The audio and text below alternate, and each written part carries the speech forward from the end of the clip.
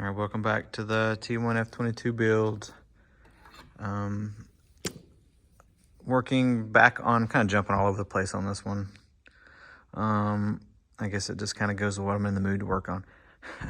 So I got the leading edge flaps servos in on both wings. I got it was a pain in the butt, and I had to cut a little and it paint chipping off everywhere, but I was able to get that missing rod with clevis on the outer control arm with the leading edge flap in and hooked up. That was like all day, like my entire yesterday was that. So those are in, both are done. I'm working on the aileron servos now. If you saw any other videos, you know that the mounts, this one's is not as bad as the other wing.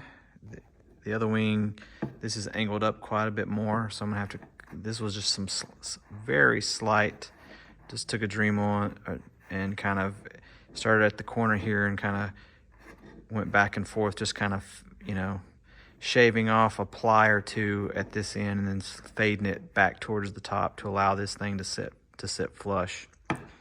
That wing is going to be a lot harder because you can kind of see it there. See how the rod angles up so much. That one's way off, so that one's going to have to be, it's going to be the pain in the butt one.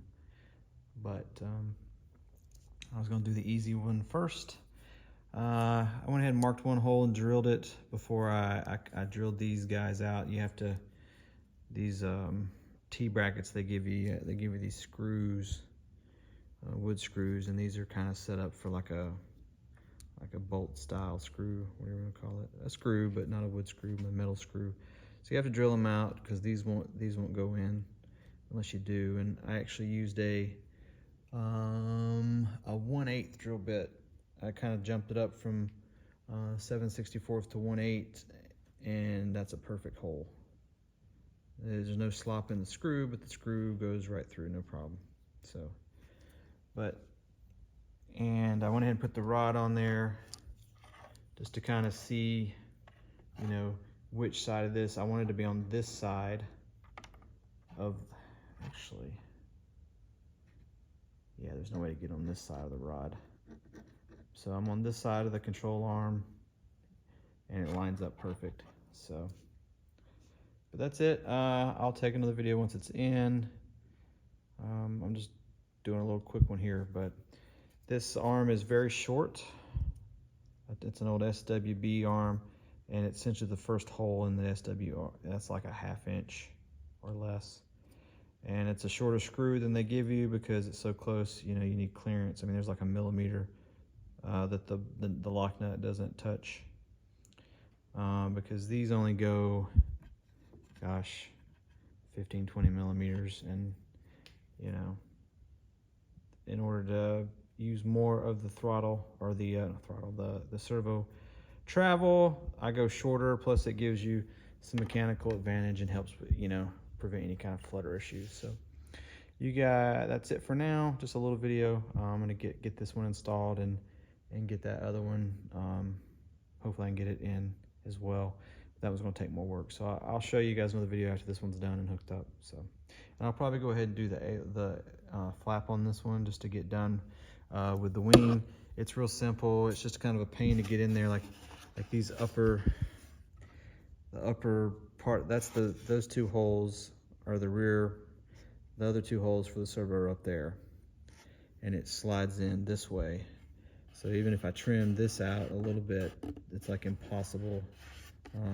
I may trim all this out. Get on there, Davis. Trim all this out, and then you know, kind of come in with a ball drive, because the servo screws I'll use will have like a ball drive on them. So maybe I can get those in. And this one has a real short arm. I did do a change. I had a 500 ounce BLS 172 on the flaps, or leading edge flaps for the last model, and then I had a 175 on ailerons because they don't move very much, don't need as much torque. But I went ahead and I'm sorry, I had that opposite. I had the BLS 172s on here, which is 500, and man, I'm messing that all up. Yeah, I'm messing that all up. This actually needs to get switched out. No, I did. Nope, that's right. Okay, let me back up. Recage my brain. Yeah, so what I did is instead of using the 172 over there for the leading edge flap, and this one was originally a 175. I made that one a 175 as well.